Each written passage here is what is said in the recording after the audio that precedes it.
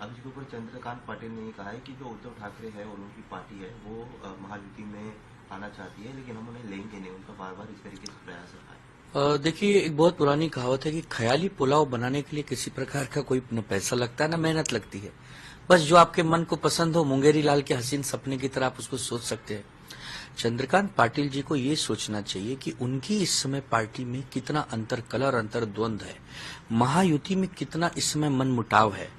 अजीत पवार अलग भाग रहे हैं, एकनाथ शिंदे उनकी शिकायत करते उनको दौड़ा रहे हैं, देवेंद्र फडणवीस जी दोनों के ऊपर लगाम लगाए बैठे हैं। तो हम नहीं समझ रहे हैं कि वो कहना क्या चाहते हैं। अरे हकीकत वास्तविकता ये है कि इस समय भारतीय जनता पार्टी के मुंबई और महाराष्ट्र के 1 दर्जन से ज्यादा नेता जो असंतोषी हो गए हैं, वो हम लोगों के संपर्क में आ रहे हैं। वहां घुटन महसूस कर रहे हैं। सत्ता तो है उनके पास, सरकार तो है उनके पास, लेकिन उनको किसी प्रकार का इस समय कोई काम नहीं हो रहा है। वो परेशान है कि हम लोग उद्धव बाला साहब ठाकरे जी के साथ कैसे जुड़े। फिलहाल हम लोगों ने अभी दरवाजे बंद रखे हैं, क्योंकि हमने कहा है कि हमारे जो कार्यकर्ता है वही अभी इतने जोश में है कि अभी पहले हम उनको अकोमोडेट करेंगे, तब कुछ बाहरी वालों के बारे में सोचेंगे।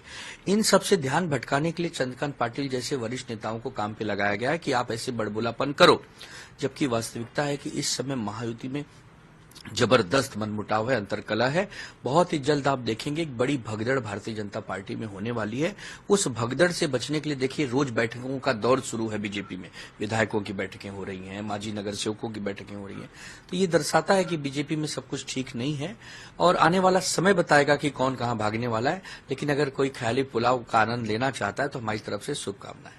छत्रपति शिवाजी महाराज होने के बाद संजय राउत खुद हैरान हो जाएंगे कि आखिरकार इतनी जानकारी जो है वो अमित शाह के पास। देखिए, ऐसा है, ये लोग छत्रपति शिवाजी महाराज का कोई सम्मान नहीं करते हैं। बीजेपी वालों के नेताओं के आप बयान सुन लीजिए, चाहे आप भगत सिंह कोश्यारी का सुन लीजिए, चाहे फिर इनके समर्थक जो कोरटकर सोलापुरकर है उनका सुन लीजिए।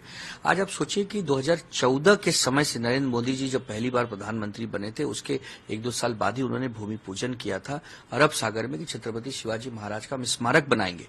कुछ अता पता नहीं है। सिंधुदुर्ग में मूर्ति लगी थी, मूर्ति खंडित हो गई, कौन पकड़ा गया, क्या हुआ, क्या जांच हुआ, कुछ पता नहीं है। छत्रपति शिवाजी महाराज का ये लोग नाम तो लेते हैं समय समय पर, लेकिन उनका सही सम्मान नहीं करते। उनके आगे छत्रपति संबोधित करने से भी अपने आप को बचते हैं। तो हम यही कहेंगे कि अमित शाह जी, आप बड़े विद्वान हैं, हम चाहते हैं कि आप सरदार वल्लभ भाई पटेल जैसे बनिए ना। वो भी गृह मंत्री थे, वो भी गुजरात से थे, आप भी गुजरात से हैं, लेकिन दोनों के कद में तो जमीन आसमान का फर्क नजर आ रहा है ना। सरदार वल्लभ भाई पटेल देश को जोड़ते थे, अमित शाह जी पार्टियां तोड़ते हैं। तो ये दोनों में अंतर है। फिर भी अगर वो किताब लिख रहे हैं तो किताब आने दीजिए, जरूर उस पर चर्चा होगी। लेकिन छत्रपति शिवाजी महाराज को समझना है तो पहले मराठी और महाराष्ट्रियन से प्यार करना होगा। अगर आप मराठी मानुस से प्यार करने तैयार नहीं है, उनकी पार्टियां तोड़ते हैं, पीठ पे छुरा भोंकते हैं, आप उनको एक प्रकार से बदनाम और अपमानित करने का काम करते हैं, तो फिर कैसे सम्मान करेंगे आप? सर, उसमें कहीं ना कहीं आनाकानी देखी जा रही है। कई जगहों पर जो है मुख्यमंत्री भाषण देते हैं, उप मुख्यमंत्री को अवॉइड किया जाता है। इस तरीके की घटना देखिए, ये मैं कह रहा हूं कि बहुत बड़े अंतरकलह से सरकार गुजर रही है। एकनाथ शिंदे को बनना है मुख्यमंत्री, दिल पे पत्थर रख के वो बने उप मुख्यमंत्री। आए दिनों उनको उनकी फाइलें रोक दी जा रही हैं। अभी अमित शाह जी एक दिन पहले दौरे पर महाराष्ट्र आए थे, उनका नाम भाषण में था, अजीत पवार का था, एंड मोमेंट पे आगे पीछे करना पड़ा। अभी हाल ही में देवेंद्र फडणवीस जी, डॉक्टर बाबा साहब अम्बेडकर जी की जयंती थी, उसके अंदर भी दोनों उप मुख्यमंत्री का नाम स्किप करके देवेंद्र जी का भाषण हो गया। तो इनमें आपस में कोऑर्डिनेशन नहीं है। अगर ये आपस में कोऑर्डिनेशन नहीं कर रहे हैं तो क्या किसानों की बात करेंगे, क्या माताओं बहनों की बात करेंगे, क्या नौजवानों की बात करेंगे, महंगाई कैसे कम करेंगे? ये पहले अपने आप को ही नहीं संभाल पा रहा है, इनको तीनों को बनना है मुख्यमंत्री। अजीत दादा पवार अलग मुंह फुलाए बैठे हैं, एकनाथ शिंदे अलग मुंह फुलाए बैठे हैं, देवेंद्र जी ने तो दोनों मुंह फुला लिया है। तो ये करना क्या चाहते हैं, और ये महाराष्ट्र को इस स्थिति में ले जाना चाहते हैं कि आप देखिएगा कि आने वाले समय में लोग सड़कों पर उतर के आंदोलन करेंगे, क्योंकि इतना प्रचंड बहुमत मिलने के बाद तो सुजलम सुफलम महाराष्ट्र लोगों को चाहिए था। लेकिन मिल क्या रहा है?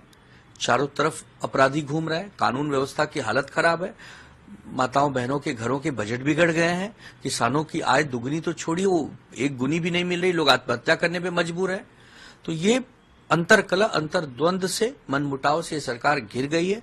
बहुत जल्दी आप देखेंगे एक बड़ा विद्रोह सरकार में से हो सकता है।